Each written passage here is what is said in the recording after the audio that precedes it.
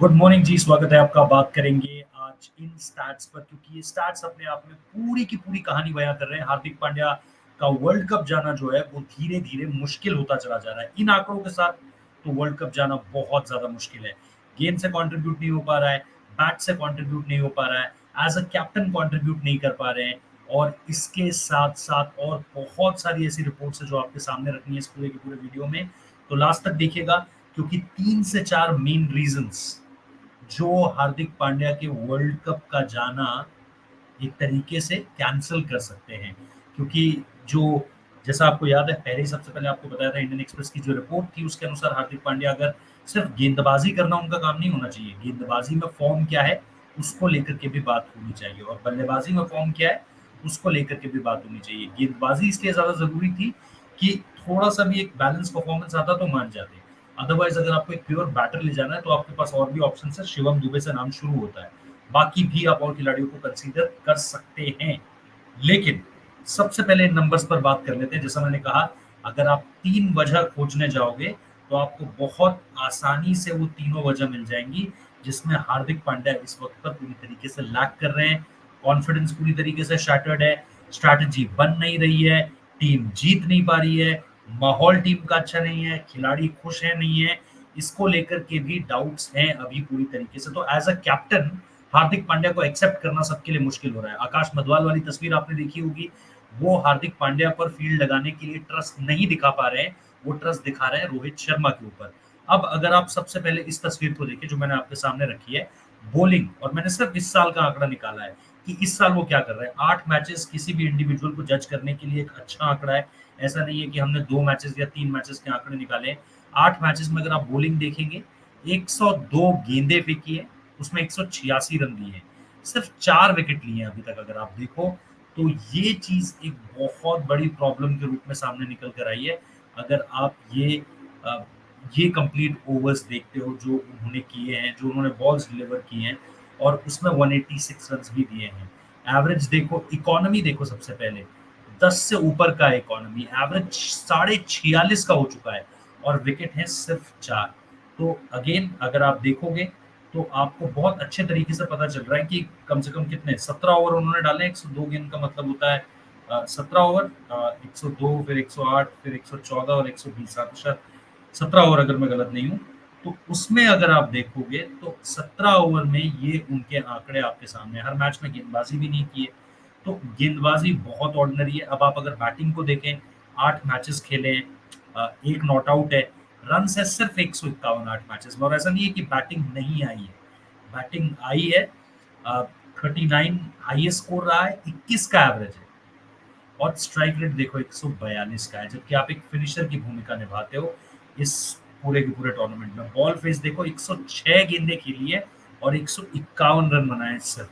तो ये चीज आपको बताती है कि पर 100 बॉल वो अगर आप लेंगे अपने इनिंग्स में तो 142 के आसपास रन बना पाएंगे, 142 43 के आसपास।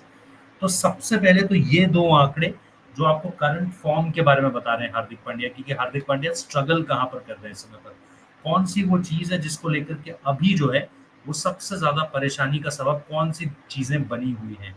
और मसला अगर यहाँ तक रुक जाता तो भी मैं मान लेता कि भाई चलो ठीक है, फॉर्म है, शायद आ सकता है, इधर उधर हो जाता है फॉर्म कई बार।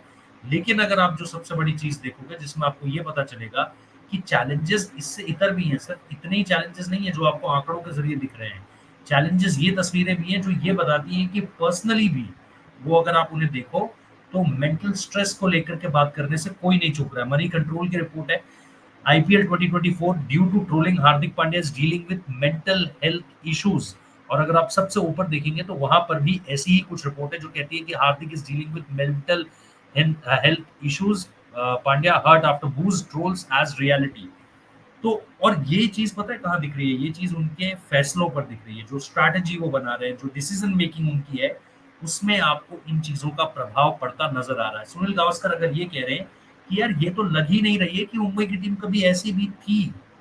इरफान पठान लगातार सवाल खड़े कर रहे हैं। अब इरफान पठान क्यों सवाल खड़े कर रहे हैं? क्योंकि परफॉर्मेंसेस उस तरीके से नहीं आ रही है, और अगर परफॉर्मेंस नहीं आएगी तो फिर आपको कोई किस तरीके से कैसे डिफेंड कर पाएगा। आप इस टीम के कप्तान हो, और कप्तान के साथ साथ आप एक बहुत अहम रोल पर भी हो। You are batting, you have to bowl and you have to lead also. आपकी कैप्टनसी से भी वो झलकना चाहिए।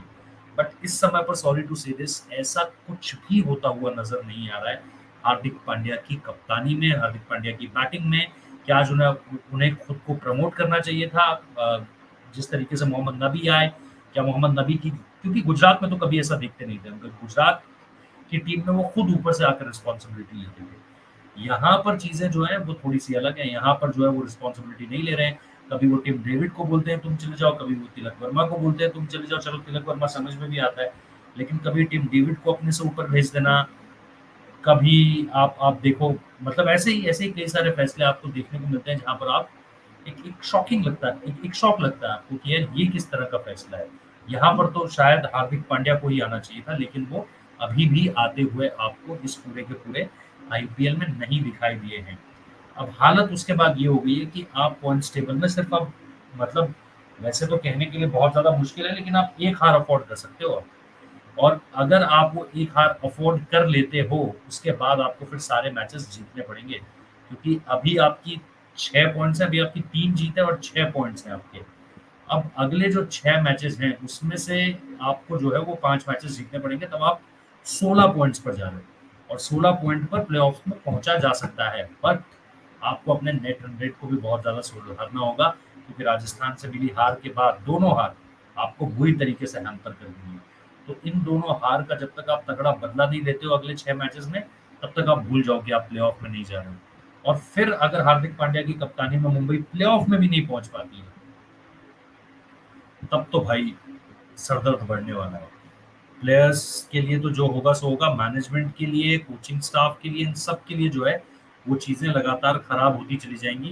क्योंकि अब तक जो देखा है उसमें कहीं से भी एक भी पॉजिटिव चीज नजर नहीं आ रही। आप समझ रहे हो? पॉजिटिव चीज इन द सेंस कि कुछ भी ऐसा नहीं लग रहा है कि यार ये चीज बहुत अच्छी हुई हार्दिक के आने के बाद। तो वो एक तरीके से मामले को और बिगाड़ सकती है। आंकड़े आपके सामने हैं, एक बार फिर से जाते जाते आपको बता दे रहा हूँ, आंकड़े आपके सामने हैं। लेकिन इन आंकड़ों से इतर अगर आप पूरा एक 360 पिक्चर देखोगे, हार्दिक द लीडर, इसमें लीडरशिप नहीं दिखेगी आपको, हार्दिक द लीडर क्या कर रहा है ना, एज एन इंडिविजुअल वो क्या कर रहा है वो आपको इसमें दिख जाएगा, उसके फैसले इसमें नहीं दिखेंगे आपको। लेकिन अगर आप गेम देख रहे हो, बॉलिंग चेंजेस देख रहे हो कि किस तरह की गेंदबाजी में चेंजेस हो रहे हैं, किस तरीके से चीजों को रोटेट किया जा रहा है। मुंबई इंडियंस की फील्डिंग, इतनी थकी हुई फील्डिंग कब थी मुंबई इंडियंस की कि 3-3 कैचेस छोड़ रहे हैं, मौके दे रहे हैं सामने वाली टीमों को, वापस आओ और मारो हमारे अगेंस्ट पूरी तरीके से। तो ये मुंबई इंडियंस नहीं देखी थी भाई, ना हम इस मुंबई इंडियंस को देखने के आदी हैं। मेरा सिर्फ आपसे यही सवाल है कि आप इस परफॉर्मेंस के साथ हार्दिक पांड्या को T20 वर्ल्ड कप ले जाओगे? अगर हाँ, तो बताओ कि आप ऐसा क्यों सोचते हो, कि आपका भी मानना यही है कि और कोई विकल्प नहीं है, या फिर आपको ये लगता है कि यार अगर बॉलिंग में कोई कॉन्ट्रीब्यूशन नहीं दे पा रहे हैं तो चलो ना शिवम दुबे के साथ, शिवम दुबे को लेकर के चलते हैं, जिस तरीके से उनकी परफॉर्मेंस रही है। Do let me know in the comments below. Video को लाइक कीजिएगा, चैनल को सब्सक्राइब कीजिएगा। बाकी इंटरव्यूज 9 बजे अक्षर पटेल भाई से रोहित शर्मा के बारे में पूछा गया, दिल्ली कनेक्शन के बारे में पूछा गया, और इसके साथ साथ पूछा गया इम्पैक्ट प्लेयर रूल के बारे में, जिसको लेकर के रोहित शर्मा ने जवाब दिया था। अब अक्षर पटेल ने जवाब दिया है, आपके भाई ने सवाल पूछा है। और अभी और इंटरव्यूज भी हैं, सौरव गांगुली से मैंने पूछा था कि दादा क्या लगता है। दादा ने सोचा कि जवाब नहीं देता हूँ, बट दादा ने फाइनली जवाब दिया। पहले उन्होंने हंस के डाला कि मैं सिलेक्टर नहीं हूँ, लेकिन फिर उन्होंने बोला कि अगर आप सिर्फ मेरा पॉइंट ऑफ व्यू लेते हो तो आपको जो है वो इन दोनों को ओपन करवाना चाहिए। तो वो इंटरव्यू भी आप चेकआउट कर सकते हो। रिकी पॉन्टिंग के साथ अभी बातचीत है। इसके अलावा बातचीत और किसके साथ है, एक आध शायद बातचीत और है। रिकी पॉन्टिंग हो गए हैं आपके। डेविड वार्नर के साथ बातचीत है। डेविड वार्नर के साथ भी बातचीत है, तो वो सी चीजें भी अपलोड करेंगे आप लोगों के लिए। अक्षर पटेल आज सुबह 9 बजे आपको मिल जाएगा, अक्षर पटेल से जो सवाल हुए हैं। And then much awaited Kuldeep Yadav interview, वो जल्दी डालेंगे, उसे भी डालेंगे। लंबा इंटरव्यू है, करीबन 1 घंटे से ऊपर का इंटरव्यू है, 1 घंटे के आसपास का इंटरव्यू है। तो वो भी आप लोगों के लिए लेकर आएंगे। रोहित शर्मा पर वो क्या बोले हैं, बहुत सारी चीजें हैं भाई। अ, बहुत सारे फनी मोमेंट्स हैं, वर्ल्ड कप की हार्ट ब्रेक है, बहुत सारी चीजें हैं। तो वो भी आप लोगों को लगातार दिखाते रहेंगे। फिलहाल इस वीडियो को देखने के लिए बहुत बहुत शुक्रिया। पसंद आया तो जैसा मैंने कहा शेयर कीजिएगा। कौन सा इंटरव्यू कब देखना चाहते हैं वो बताना। कुलदीप भाई का पहले नहीं डाल पाऊंगा, कुलदीप यादव भाई का थोड़ा सा टाइम लगेगा उसमें एडिट में, क्योंकि लंबा इंटरव्यू है। बाकी सारे 10-10 12-12 मिनट के हैं। कुलदीप भाई का 1 घंटे के करीब का इंटरव्यू है।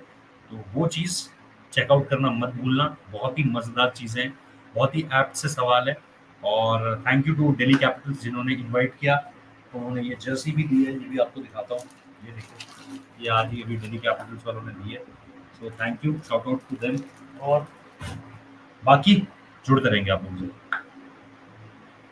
Thank you.